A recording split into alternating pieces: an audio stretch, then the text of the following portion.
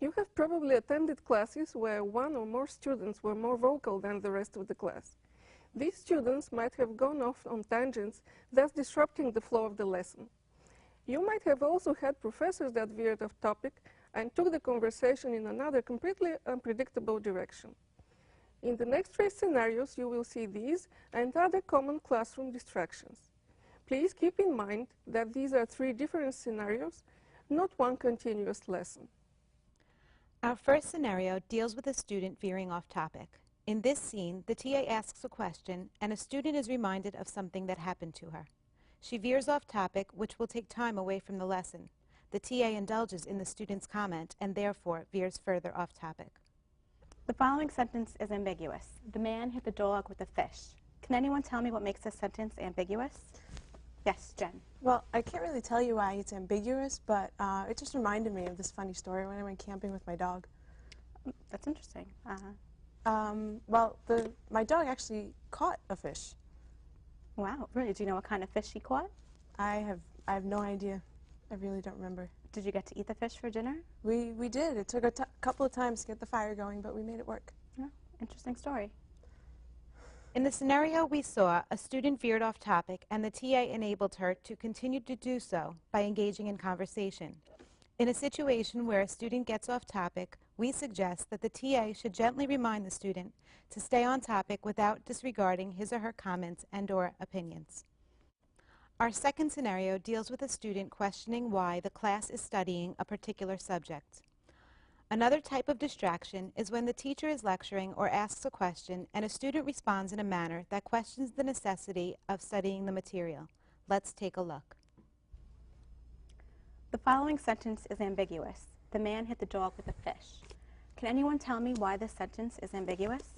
Yes? I'm Jen? sorry. I really just don't understand why we have to know why a sentence is ambiguous. I've gotten through like 12 years of school without having to know this.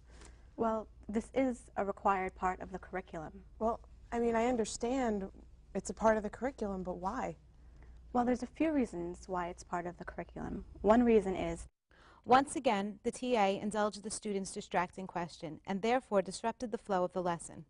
By engaging in conversation like this, the teacher is setting a precedent for having to always explain the reasons behind studying certain material. In a situation like this, the TA should encourage the student to discuss the matter in his or her office hours where it is not going to distract the class. In this final scenario, a student is constantly text messaging during class, which distracts the TA. A confrontational reaction by the TA could lead to further distracting the entire class from the lesson. the following sentence is ambiguous. The man hit the dog with a fish. What are a few ways of interpreting this sentence? Well, Yes? it can mean that the man is hitting the dog with a fish. Oh, very good. That's one way of interpreting it. Can anyone else think of another reason? Well, the dog could be holding a fish in his excuse me, mouth. Jen, I really don't appreciate you playing with your phone while I'm teaching.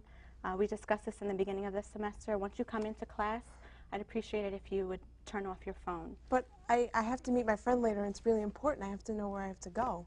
Well, it's very disruptive to the class. In this final scenario, the student was distracting the TA while text messaging. However, the TA escalated the distraction by confronting the student while another person was in the middle of answering a question. An appropriate way to handle this situation would be to begin the class by reminding students to turn off their cell phones when they walk into the room. Also, make it a point to say that if it's an emergency, then to please take the phone outside. It may also be beneficial to include these points in your syllabus as part of your course policies or student expectations. As you have seen in the last three scenarios, different distractions can disrupt the flow of the lesson. The key is to stay calm and not let an unwanted discussion erupt in the middle of the class. In order to deal with disruptive students, we suggest that you talk to them for a few minutes after class or during your office hours. We hope you have found this tutorial helpful, and we wish you all the best in your career as an international teaching assistant.